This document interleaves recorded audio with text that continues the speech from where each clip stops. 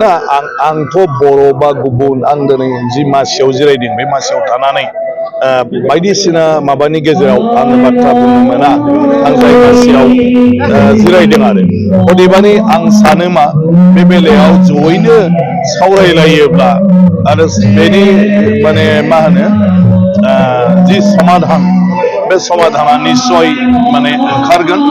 आरो दाबो जि मोनसे ग्रुप अफ मिनिस्टारा रिपर्ट होदों बे रिपर्टनि सायाव माने जोंनि दैदेनगिरिफ्रा सावरायगासिनो दङ आरो बे सावरायनायाव चिफ मिनिस्टार बिथाङाबो बुंदों जे बयजोंबो सावरायनानै खालामदों आरो आगोलावबो सावरायनानै मावलायबाय थादों बेवहाय माखासे आरोबाव एसे माने बुजिलायनायाव हयथ' अभाब जादों हयथ' सरकाराबो बुजिनायाव अभाब जादों आरो नङाबा माने बायदिसिना बाथ्राफोरखौ लानानै जोंनि माखासे दैदेनगिरिफोरनि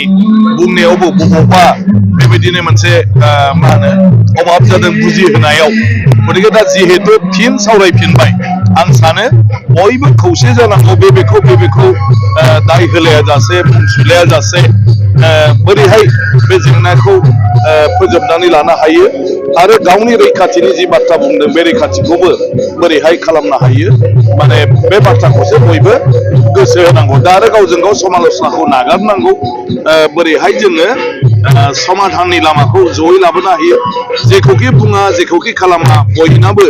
गारांसे जानांगौ बयनिबो गोसोआ गोरोबसे जानांगौ दाय हमलायबाय थानो नाङा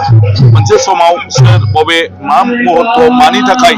लिरनानै हरलायलायामोन गासिबो आफादफ्रानो बेवहाय गुवारै सावरायफिननांगौनि बाथ्राफोरखौ सावरायलायोबा आं सानो बे जेंनाखौ माने फोजाबनानै लानायनिबो निस्सय मा होनो मोनसे लामाखौ दिहुननो हागोन बेथ' स्वाभाबिक बाथ्रा बेखौथ' बयबो बुंलायबाय थादों खिन्थु आं बुंनाया मा जे दिनैहाय बेखौ जोङो सोरखौबा दाय होलायलायबाय थानायाव बेस्थ' जायाजासे जयै बे जेंनाखौ सावरायनांगौ बयबो आरो सावरायलायनानै जि थांखि होयो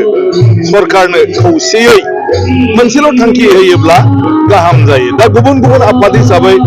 गुबुन गुबुन बेवहाय खालामनाय जादों जेरै दा मा होनो मोनसे समाव फरायसा आफादनिफ्रायबो बबे मोनसे परिस्थितियाव माबायदि बेफोरखौ माबा खालामनाय जायामोन बेबो मोनसे थाहैबाय जोंनि NDP-नि सावरायनाय समाव बेवहायबो मेम'रेन्डाम होनाय समाव सावरायनायाव बे 10 जनगोष्ठीखौ होनांगौनि बाथ्राखौ बुंनाय जादों मानो बुंनाय जायामोन BTC-निफ्रायबो जोंनि लिरनानै हरनाय जादों मानो हरामोन बबे परिस्थितियाव आरो दिनैहाय बेफोरखौ लानानै माने ग्रुप अफ मिनिस्टारा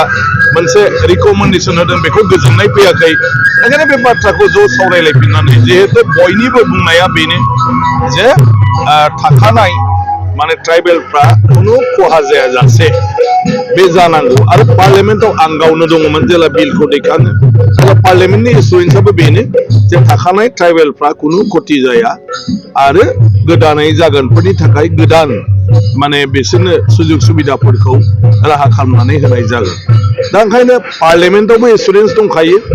सरकाराबो बेखौ लानानै रायलायबाय थादों गतिके बेनि गेजेराव दिनै जि जादों बेवहाय जेन'बा बायदिसिना मोनसे समाव आफादनि थांखि आफादा सावरायनाय BTC सरकाराबो माबा मोनसे लिरनानै हरनाय बेखौ लालायनानै गावजों गाव मोनसे मा होनो दिनै भुल बुजाबुजि जानो नागिरदों दा बेयाव थाङा जासे बे बाथ्राफोरखौ जायफ्रा हारिखौ दैदेनगासिनो दं आफादफोरखौ दैदेनगासिनो दङ माने बिसोर जयैनो खौसेयै सावरायनानै सरकारनो मोनसे थांखि दिनै रायजो राजानि साननाय हनाय बेखौ लानानै गथायनांगौ आरो बेखौ लानानै सावरायनाया जायोब्ला आं सानो बियो मा होनो जोबस्रांगोन आरो बे जेंनाया